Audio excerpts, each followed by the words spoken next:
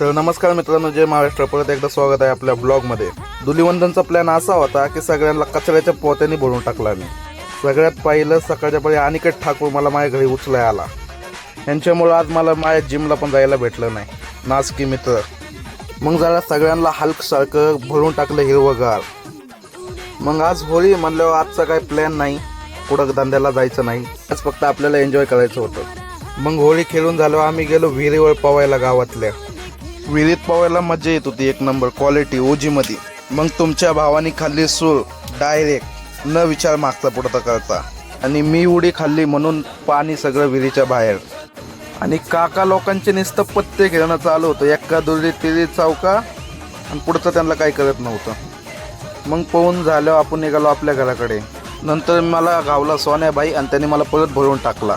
मग मी गेलो घरी आंघोळ करायला. आजसाठी तेवढंच, भेटूया उद्या.